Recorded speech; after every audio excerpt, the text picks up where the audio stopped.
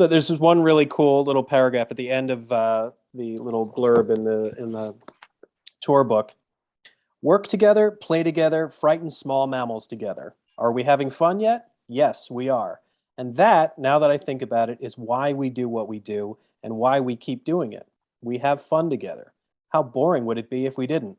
Not only that, but we work well together too, balancing each other like a three-sided mirror, each reflecting a different view, but all moving down the road together. As the Zen farmer says, life is like the scissor, paper, stone game. None of the answers is always right, but each one sometimes is. The frightened mammals thing is a reference to a raccoon that was hanging around the studio and would watch them playing volleyball out at night. They actually thank Richard Raccoon and volleyball in the credits. Richard the Raccoon, yeah. Really? Yeah. It said, between games, the shout went up, drink! And obediently we ran to the line of brandy glasses on the porch. Richard the Raccoon poked his masked face from out beneath the stairs, wanting to know what all the noise was about. Richard, we shouted, and the poor frightened beastie ran back under the steps, and we ran laughing back onto the court. The floodlights silvered the grass, an island of light set apart from the world like a stage. Yeah, that's cool. Only Neil could discuss a drunken game of volleyball so poetically. Can I read Alex's equipment? Yeah, do it. Oh, please. It's very amusing. All right, Alex Langston. For like story time at school. You going to bed, sweetie? Night, pumpkin. All right, my daughter's going to bed. After taking a long break from touring, I started thinking about setting up a new system that was different from what I had been using during the last few tours. It occurred to me that perhaps I should consider using equipment manufactured in a country on the leading edge of this technology. And in the spirit of perestroika and glasnost, I decided that the Soviet Union was just the place.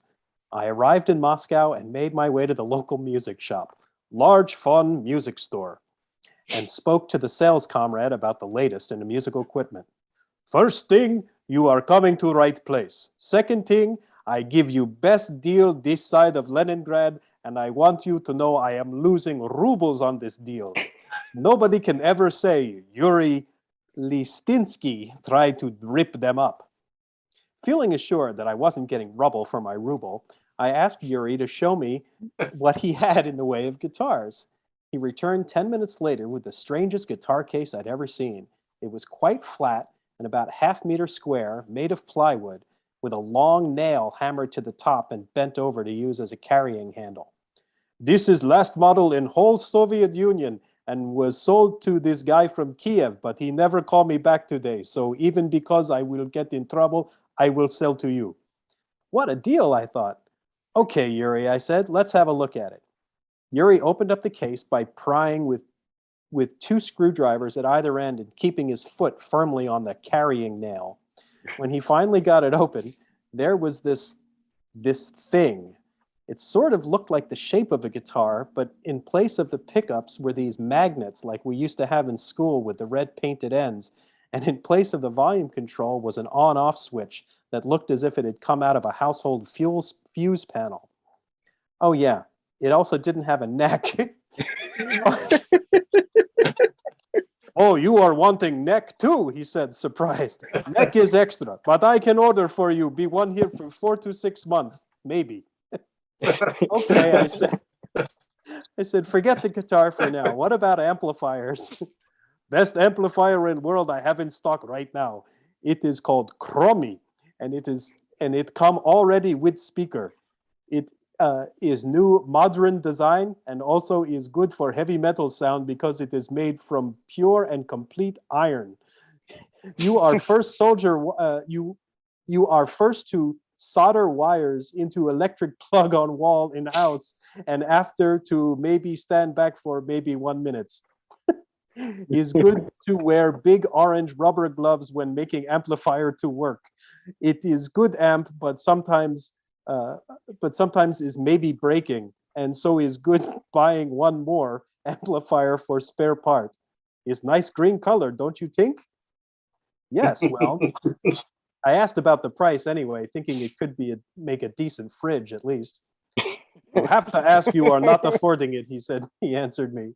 "But I am liking you, and we are just finished a big deal. This is last day of matter of fact. I must be crazy, but I let it go for 8,000 rubles." "What?" I screamed. Okay. How about 2 pair of jeans and maybe some sandwich?" The amp came with wheels and a 30 horsepower motor. So after I paid Yuri and we got the motor started, I said goodbye and reminded me to fill in the warranty card for the 10-day warranty. I drove the amp back to the airport and headed home. I arrived home and was excited to get the amp plugged in and hear it. I got out the soldering gun, soldered the wires into the receptacle, stood back for 1 minute, and my house burned down.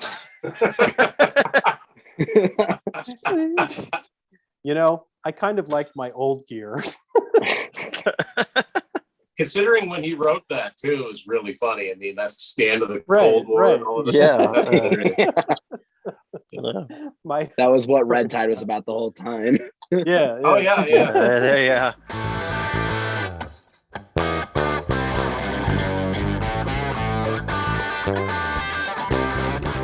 So Tim wanted to talk about, because Tim is a confessor of vinyl, wanted to talk about both the vinyl and the CD, but the differences between. Note the hype sticker. Oh yes, the hype sticker. There you go. The differences between our actual vinyl. Mine, I don't know. Mine says it was,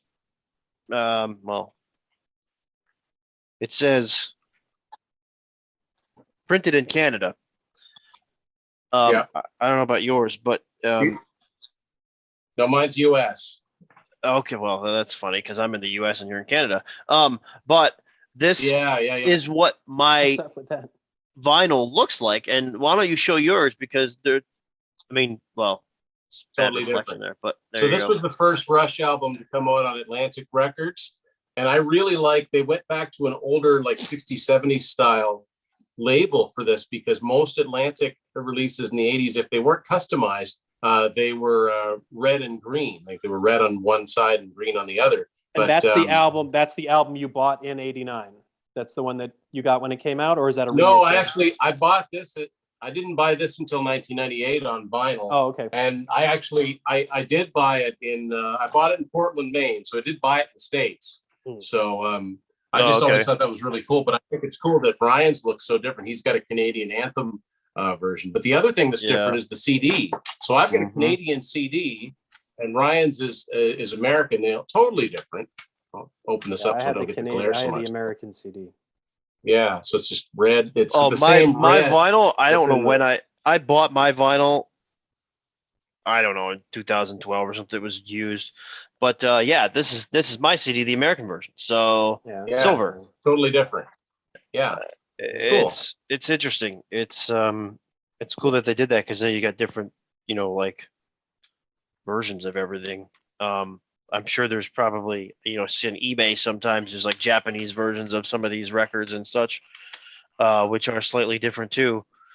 Yeah, the local Barnes and Noble near me has started selling albums again. They have like a whole album section, so they got a whole bunch of old Rush albums. I mean, I guess reissues obviously, but yeah. But I don't have a record player anymore, so. Yeah, I only have a couple of my Rush albums left. I have 2112 and maybe a couple. I think I have Farewell to Kings, and that might be it. Yeah, as far as my albums, I tried selling a bunch of my albums for money so I could buy the CDs, and like the guys at the record store would take only $1 for them or something. Vinyl's coming back, man. Vinyl. Yeah, I know. It is. It's crazy. I got my copy of Presto. So when I was looking online, for some reason, Presto was one of like the really expensive albums, and I was at this local shop like 15 minutes away from where I lived. All my vinyl's at my house. I'm in college now. I'm in a dorm, so I couldn't bring my record player and all my equipment with me. But I I looked in to the little thing that they had all the vinyls in. I was flipping through. I'm like, oh, maybe they have something in the R. And I pull out Presto. I'm like, $50. That's a steal, man. Jesus Christ. It is That's actually. crazy. That's Yeah, a it's- steal for You're not Presto. gonna find it yeah. much. Yeah. Oh my it's- God. Actually, I found it was quite a day. I found this and a show of hands at the same time, both of which I was missing on vinyl. I Oh, just, wow. yeah, I That's saw a a good show day. of hands at A my show of record hands store. is pretty easy to get nowadays. I s- But I was going to say from Presto until Clockwork Angels, that whole group of albums, you can't find this Yeah. sort.